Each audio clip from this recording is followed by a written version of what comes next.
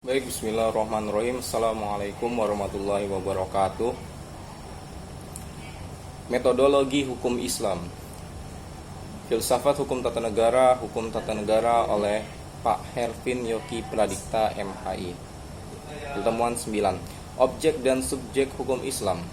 Hukum dalam konsep ilmu usul fiqh dibagi dua macam, yaitu hukum taklifi dan hukum wada'i.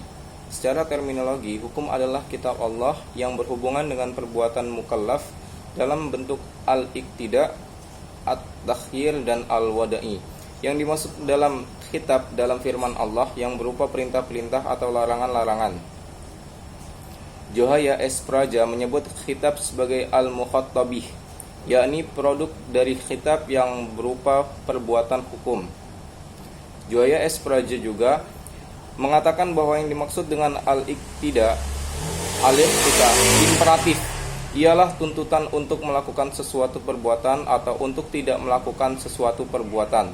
Jika tidak dilaksanakan akan mendapat dosa dan siksaan disebut dengan wajib. Sedangkan tuntutan yang harus ditinggalkan jika dilakukan akan berdosa dan mendapat siksa disebut dengan haram. At-takhyir fakultatif ialah apabila hakim memberikan pilihan kepada mukallaf untuk melakukan sesuatu perbuatan atau tidak melakukannya. Yang disebut dengan al-ibahah, perbuatannya disebut dengan mubah. Ada beberapa hukum taklifi, yaitu yang pertama hijab, yaitu firman yang menuntut suatu perbuatan dengan tuntutan yang pasti. Yang kedua nadb, yaitu firman yang menuntut suatu perbuatan dengan tuntutan yang tidak pasti. Menurut ulama Hanafiyah, hukum taklif dibagi menjadi 7, yaitu fardu, wajib, tahrim, karohah tahrim, karohah tanzih, nadab, dan ibahah. Hukum wadi ialah firman Allah yang menjadikan sesuatu sebagai sebab adanya yang lain, musabab, atau sebagai syarat yang lain, masyrut, atau sebagai penghalang, mani'. Adanya yang lain. Hukum wadi dibagi 3, yaitu yang pertama sebab, 2 syarat, 3 mani'. Tafsir. Salah satu metode penggalian hukum Islam, Al-Quran dan Sunnah diyakini sebagai hukum Islam, sumber hukum Islam. Kemudian nas-nas yang terkandung di dalamnya ditunjukkan untuk mukallaf.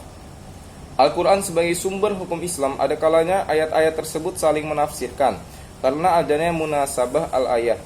Tetapi tidak jarang ayat-ayat tersebut membutuhkan hadis untuk menjelaskannya atau melalui pendekatan ijtihad yang sepenuhnya menggunakan rasio. Ijtihad sebagai metode penggalian hukum Islam.